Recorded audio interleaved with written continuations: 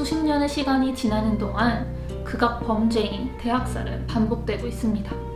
이번 시리즈에서 저희는 인간이 얼마나 잔혹해질 수 있는지, 그리고 대학살이 일어나는 원인이 무엇인지 알아보았습니다.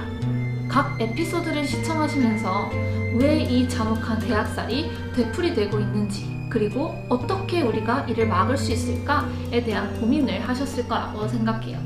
이 영상에서는 그 질문들에 대한 저의 답을 여러분과 나누어 보고자 합니다. 우리는 정말로 다양한 사람들과 살아가고 있습니다. 그리고 시간이 지나면서 점점 세상은 넓어지고 다양함의 폭 또한 넓어졌죠. 이런 지구촌에서 서로를 이해하고 존중하며 화합을 이루어 살아야 합니다. 하지만 우리는 종종 국적, 종교, 연봉 등에 따라 편가르기를 합니다. 나의 정체성을 갖는 것은 좋은 일이지만 누군가의 정체성이 다른 정체성보다 우월하다고 생각하는 것은 잘못된 것이지요. 이러한 생각이 극단적인 방향으로 흘러가게 되면 선 밖의 사람과 선 안의 사람 간의 공간 부재로 오해가 쌓이고 그 오해가 혐오로 변질되어 극악범죄가 일어날 수 있습니다. 극악범죄란 대학살, 전쟁, 인류에 대한 범죄와 같은 것이지요. 대학살이 일어나는 가장 큰 원인은 바로 편을 갈라 희생자 집단을 자신의 집단보다 열등하고 학살을 해도 괜찮을 만큼 하찮은 존재로 보는 태도입니다. 그렇기에 우리는 서로를 있는 그대로 받아들이고 더불어 함께 살아가는 방법, 바로 다양성을 존중하는 태도를 길러야 합니다. 인권 교육도 정말 중요합니다. 우리가 어떤 권리를 가졌는지 알아야 어떤 권리가 침해되고 있는지, 그래서 우리가 어떤 권리를 보호해야 하는지 알 수 있겠죠. 인권 교육은 내가 어떤 상황을 마주했을 때 단순히 감정적으로 상황을 판단할 게 아니라 명확히 어떠한 이유에서 이 상황이 옳다 또는 옳지 않다라고 판단할 수 있는 기준이 되어줄 것입니다. 나의 삶뿐만 아니라 다른 이의 삶, 예를 들어 외국인 노동자의 삶이나 전쟁 지역 아이들의 삶에도 적용해서 상황을 바라볼 수 있겠죠. 이렇게 명확한 기준이 생기게 된다면 우리는 다른 영향에 쉽게 흔들리지 않고 행동에 나설 확률이 높아집니다. 나의 가치관과 판단 기준이 뚜렷하면 그것에 반하는 상황에 동조하거나 복종하는 확률을 낮춰주기 때문이죠. 인권 교육은 인권 침해를 줄이고 민주주의 발전, 관용, 상호 존중에 기반한 평화의 문화를 건설하는 수단입니다. 그렇기에 가족에서부터 국가 그리고 국제사회까지 우리 모두는 인권을 배워야 합니다. 국제법에선 대학살을 국제범죄로 명시되어 있는데요. 그렇기에 국가와 국제기구는 이 대학살을 막아야 하는 법적인 책임이 있습니다. 그리고 우리는 이 사실을 인지하고 이들이 의무를 다하기 위해 어떤 일을 하는지 관심을 가져야 합니다. 아무도 관심이 없다면 의무를 다하지 않고 방관을 한다 하더라도 우리는 아무것도 모른 채 대학살과 같은 비극은 되풀이될 것입니다. 그렇기에 국가와 기관이 의무를 다하지 않을 때는 시민들이 그들에게 행동을 촉구해야 합니다. 이를 더욱 수월하게 해주기 위해 시민단체가 존재합니다. 그렇기에 우리는 국가와 국제기구 그리고 시민단체까지 그들이 어떤 일들을 하고 있는지 관심을 갖고 참여해야 합니다. 정리하자면 이 세 가지로 요약됩니다. 다양성을 존중하는 태도, 인권교육, 대학살 관련 국가의 의무와 국제기구 및 시민단체에 관심을 두고 행동하기. 그럼 이제 하우에 대해 알아볼까요? 유현준 교수님은 요즘 우리 사회가 다양성을 인정하지 않고 나와 생각이 다르면 그 사람이 틀렸다고 생각하는 이런 전체주의적인 성향을 띠는 원인 중 하나로 획일화된 환경으로 인한 다양성 상실을 이야기합니다. 다양성을 체험해보지 못하고 다양성 안에 존중과 화합을 배우지 못한다면 아이들은 조금만 개성있게 행동을 하면 관종이라고 낙인을 찍어버리는 이런 전체주의적인 성향을 띠게 됩니다.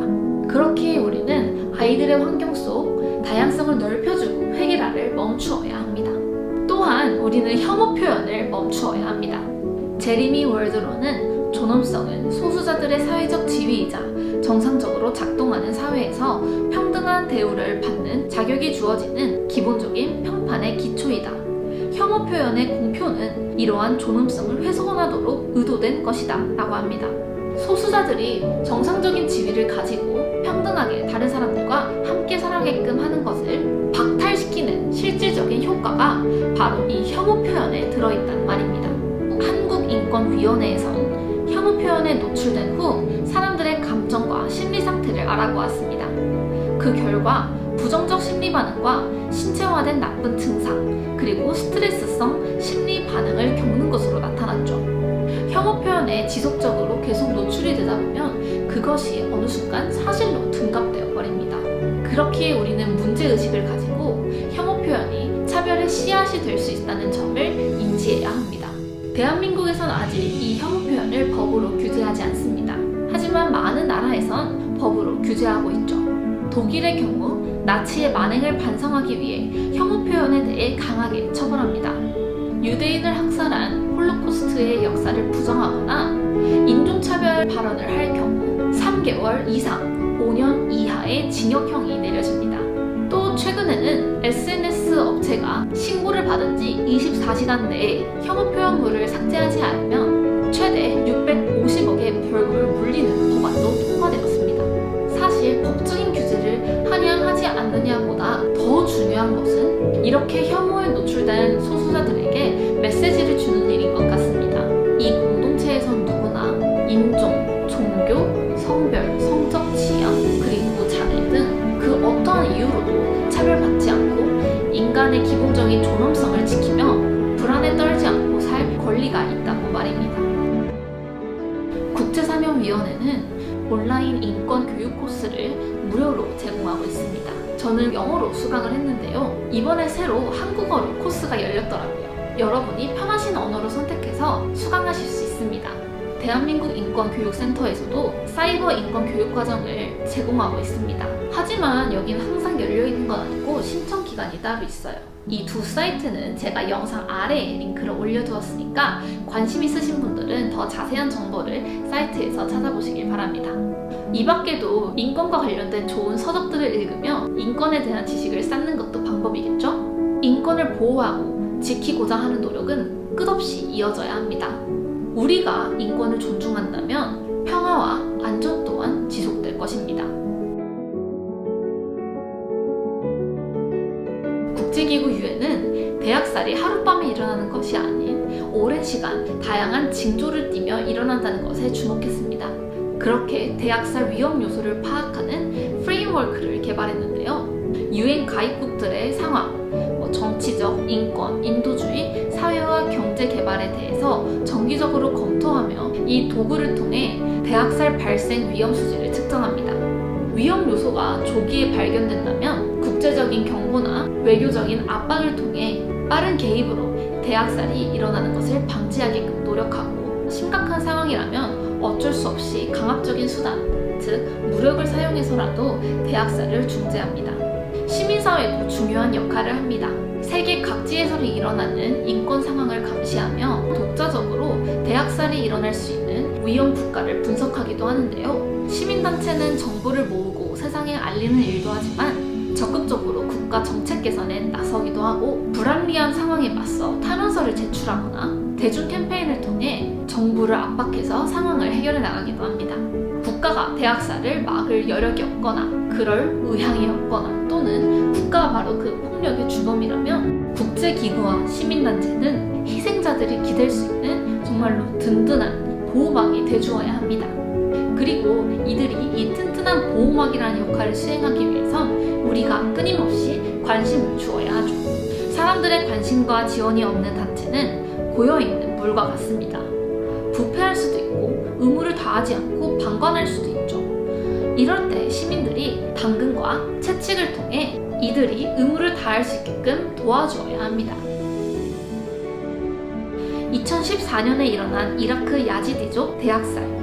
정의를 구현하기 위해 많은 국제기구와 인권 변호사, 용기 있는 피해자들을 포함한 많은 사람들이 지금도 노력하고 있습니다. 그리고 미얀마 정부의 로힝야족 학살은 지금도 계속되고 있습니다. 여러분, 대학살은 지금도 일어나고 있습니다. 그렇기에 여러분의 관심과 행동이 행동이 절실히 필요한 때입니다. 이번 시리즈를 통해 느끼신 점들을 행동으로 옮겨 우리 함께 더 나은 미래를 만들도록 노력해보아요. 지식에서 행동으로. 그럼 우린 다음 영상에서 만나요. 안녕!